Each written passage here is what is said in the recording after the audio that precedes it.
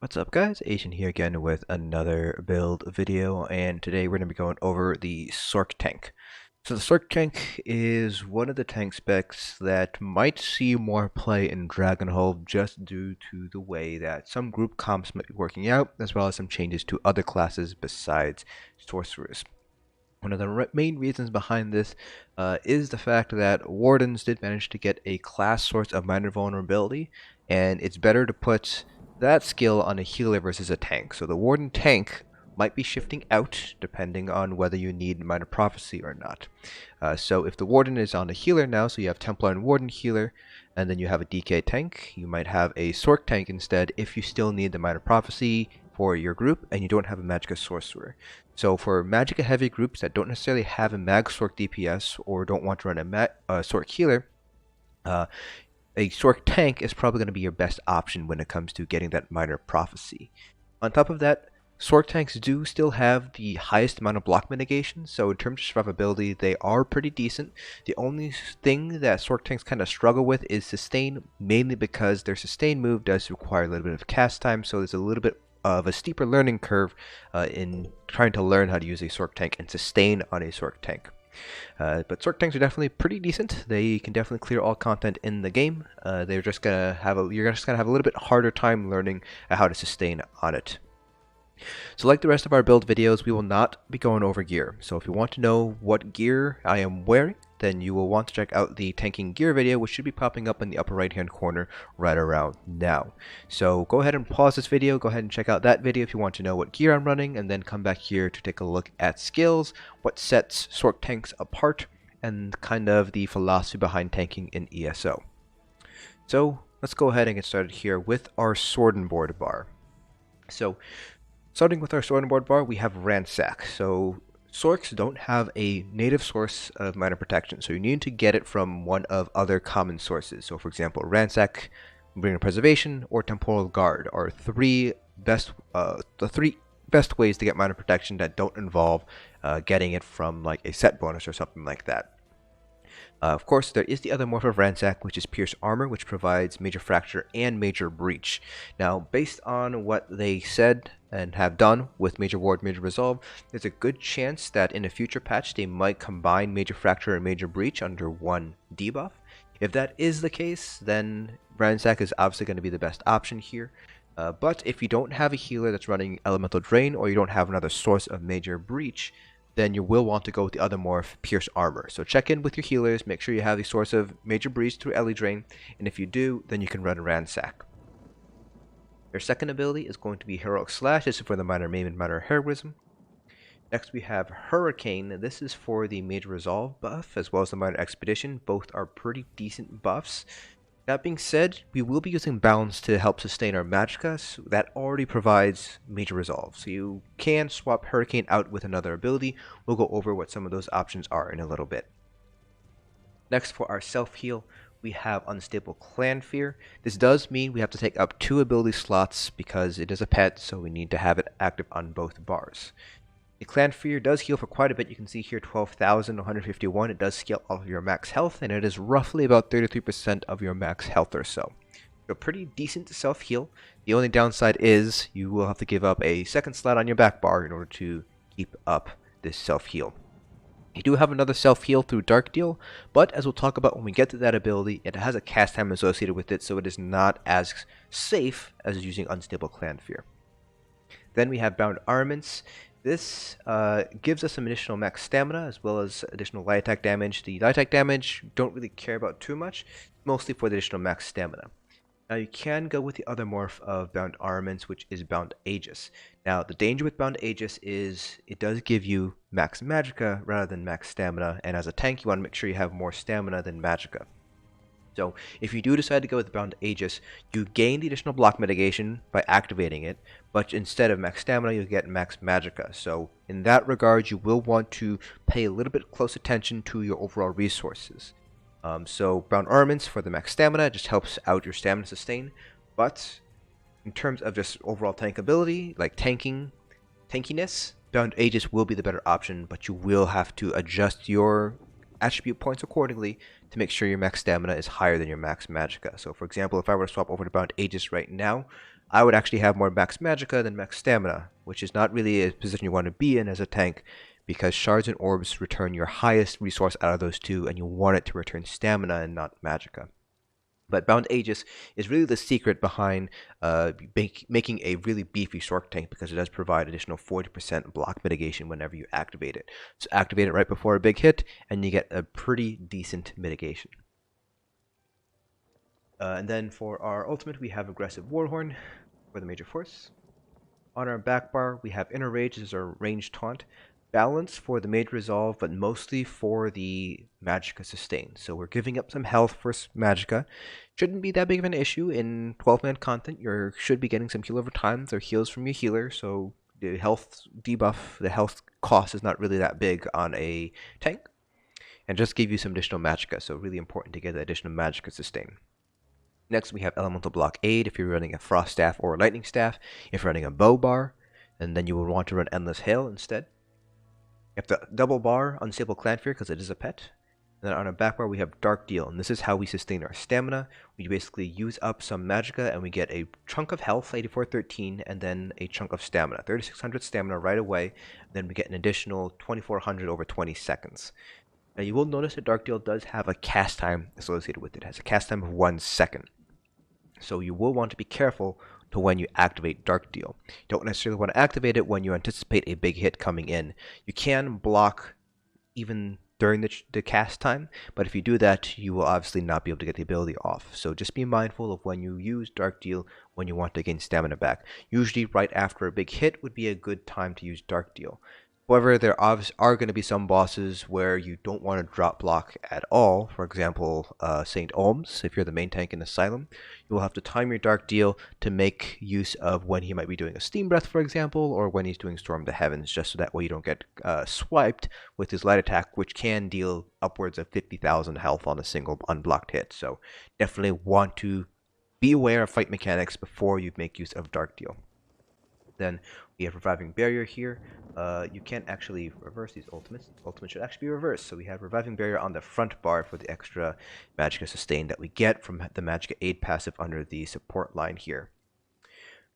So going over a couple of different skills to run. So if you are the only Sorkin group and you need a Minor Prophecy, Dark Deal should be enough to proc it, and the advantage of running Dark Deal to proc it is both last for 20 seconds. So once you know that Dark Deal is running out, you know Minor Prophecy is about to run out, so you can just re-up it. So that's probably the best way to proc it. But there is another way to proc it, and that's by using Restraining Prison. This is your Sork hard CC. This immobilizes enemies for 6 seconds, so it is a hard CC, and it immobilizes enemies in front of you. Really great, necessary for dungeons and trash pulls. The other advantage of running Restraining Prison is that it gives you major vitality, so that just bumps up the amount of healing that you get from it. So it might be worth running Restraining Prison on boss fights, even though bosses can't be immobilized, for the major vitality. You know, you activate it after a big hit, that way your healer will find it easier to heal you up. So pretty decent move here, and it also procs the Minor Prophecy as well. So if you don't want to run Dark Deal, you can run Restraining Prison instead in order to proc that Minor Prophecy, as well as get some major vitality on the side there. If you need a shield, you can run Empowered Ward, which also gives Minor Intellect to everybody around you, which just boosts your magicka regen. Really great move here. You can also go with Hardened Ward if you just prefer just straight up tankiness. This just gives you a larger damage shield, but Empowered Ward will provide more utility, especially in magicka heavy groups. So I personally would recommend going with Empowered Ward, but it's up to you which move you want to use. So if you wanted to, you can probably use this in one of your flex spots here between Bound Armaments and Hurricane. You can just probably put this here for an additional shield. Remember that shields do inherit resistances now, so you can pretty much think of shields as an extension of your health. So you're getting additional, essentially 7,000 health with Empowered Ward this way. Other potential abilities, if you are the only Sorkin group, it might be beneficial to run Liquid Lightning to help out Lakestes users, get your more Major Slayer uptime, but it's not absolutely necessary. It is fairly expensive, and so you kind of want to just keep an eye on it, but it is an option if you are the only Sorkin group. We already talked about Ransack versus Pierce Armor. Defensive posture, either morph, absorb missile, and defensive stance both have their use cases. Absorb missile for the heal, defensive stance to help reflect projectiles.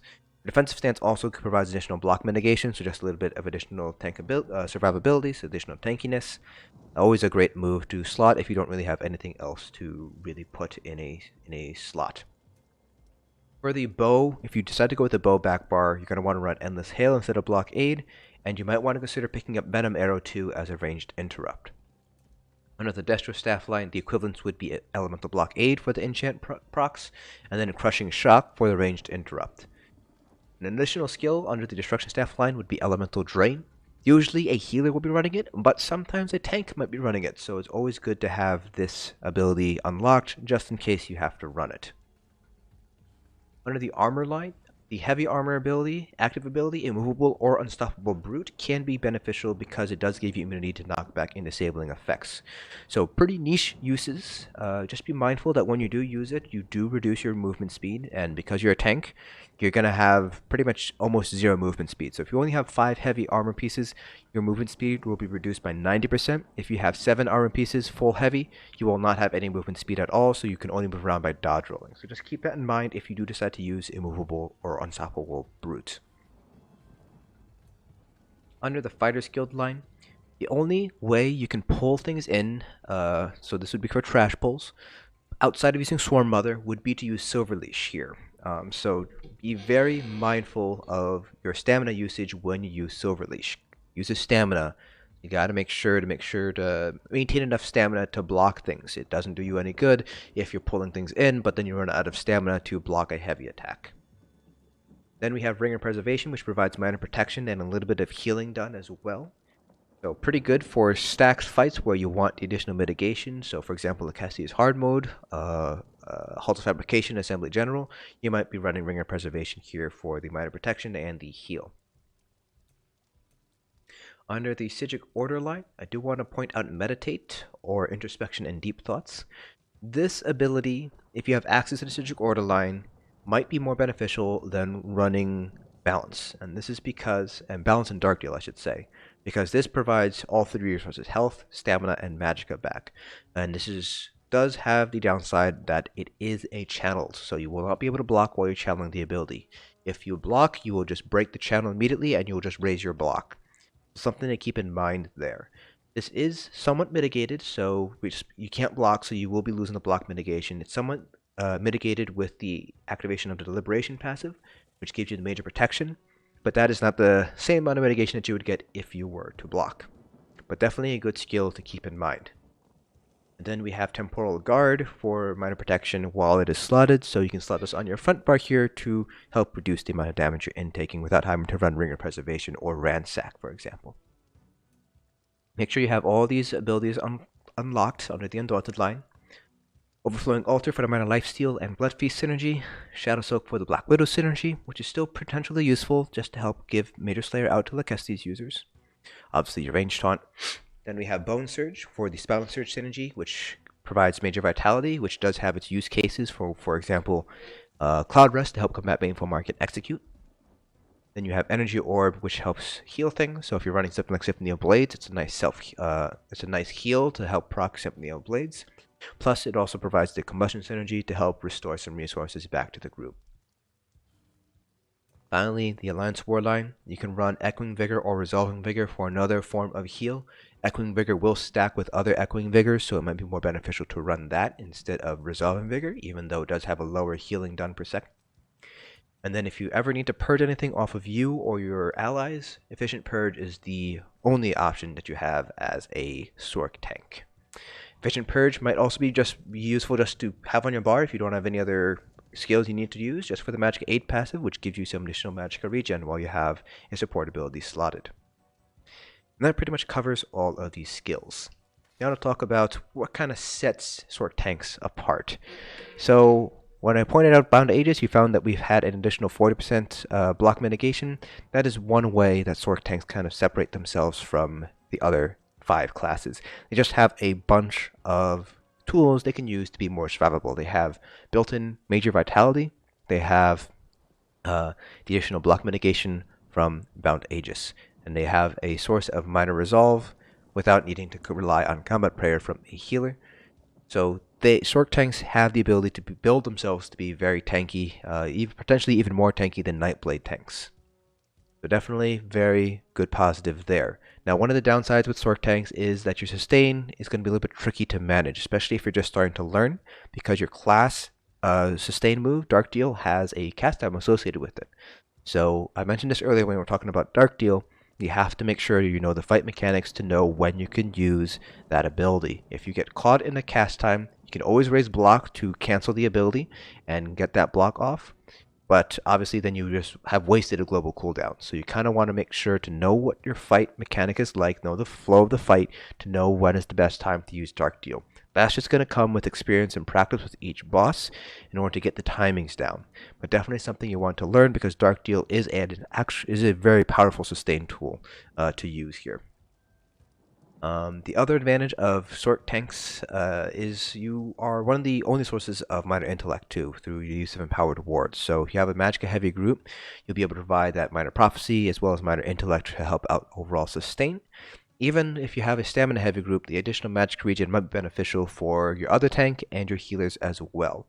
The only other source of minor intellect would be coming from a Warden healer.